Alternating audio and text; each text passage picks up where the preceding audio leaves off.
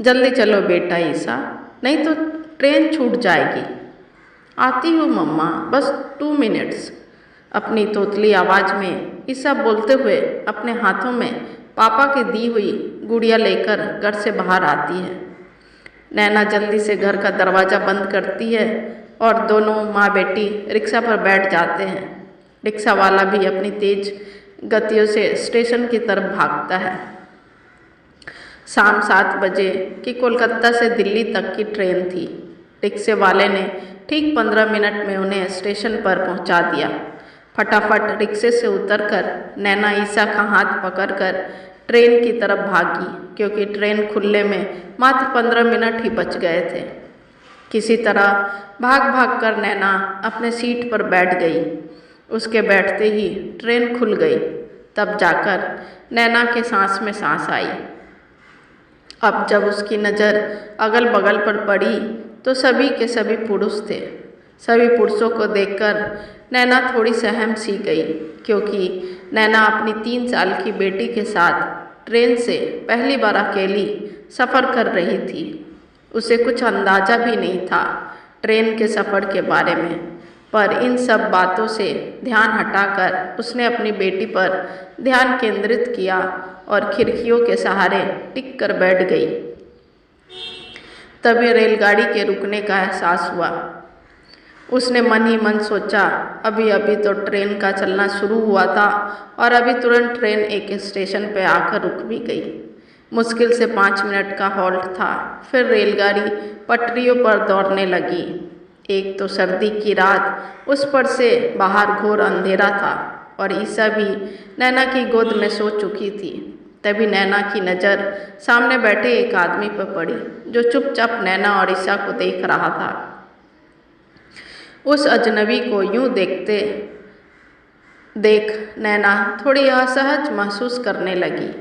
रात भी अपनी तेजी से बढ़ रही थी। नैना को असहज देखकर उस अजनबी ने कहा, देखिए, आप बेफिक्र रहिए। एक काम कीजिए, आप और आपकी बेटी आराम से सो जाइए। मैं हूं ना आपकी सुरक्षा के लिए। उस अजनबी की बात सुनकर नैना पल भर के लिए सोच में पड़ गई और उसे लगा मानो ये आवाज़ कुछ जानी पहचानी सी है।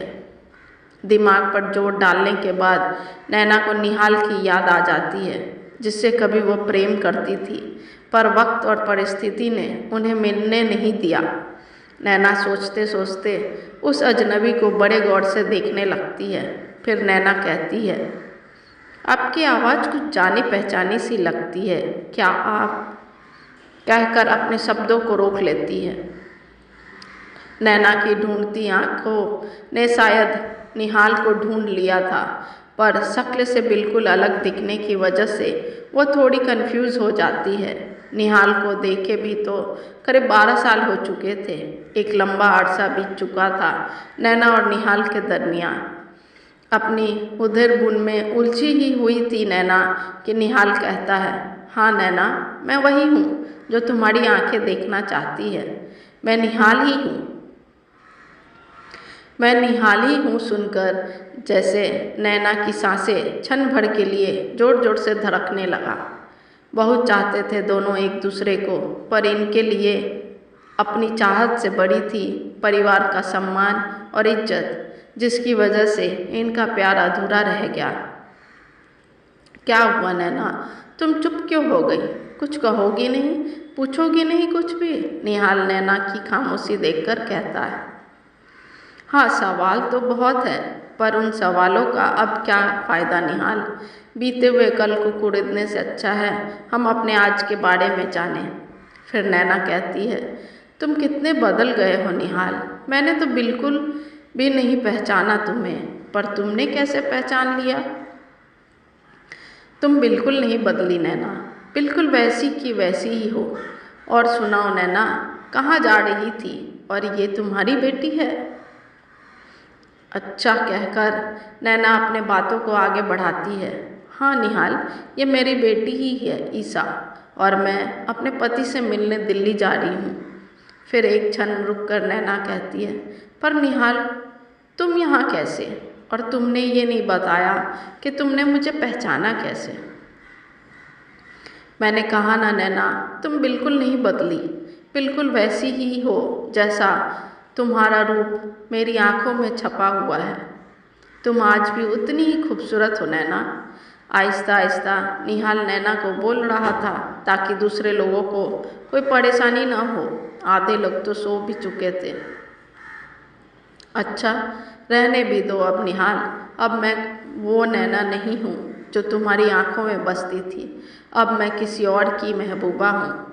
बात को काटते हुए नैना जवाब देती है। अच्छा चलो, अभी बताओ तुम अचानक यहाँ कैसे आ गए?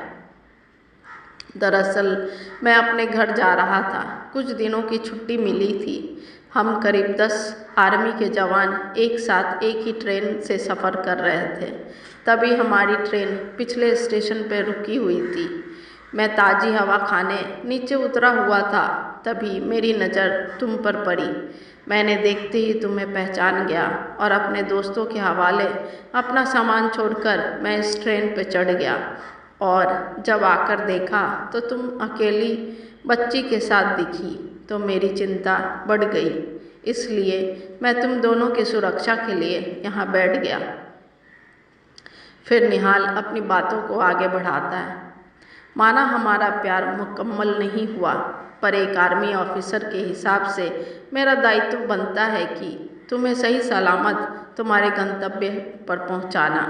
और ये भी ज़रूरी नहीं है नैना कि प्यार में हर चीज़ मिल ही जाए। कुछ प्यार खोकर भी संभाला जा सकता है।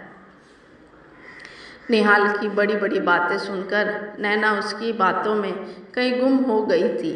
आज भी निहाल की बातों में वो जादू है जिसका नशा नैना को बहुत सालों तक था, पर वक्त ने निश्चल को उसकी ज़िंदगी में भेजकर पूरी कर दिया था। पूरी रात यूं ही बातों बातों में कट गई। कुछ निहाल ने कहा, कुछ नैना ने कहा। ट्रेन में एक दूसरे को मिलाकर उनके अधूरे प्यार की सिसकियों को पूरा कर दिया। ये प्रेम तन का नहीं था, अपितु मन और आत्मा का था, जिसे निहाल ने आज तक संभाल कर रखा था। और नैना अपने प्रेम के अगले पड़ाव पर निश्चल के साथ तय कर रही थी। दोपहर 3 बजे ट्रेन अपने गंतव्य पर पहुंच गई और निहाल नैना को सुरक्षित उसके पति के हवाले कर अपने पथ पर वापस लौट आया।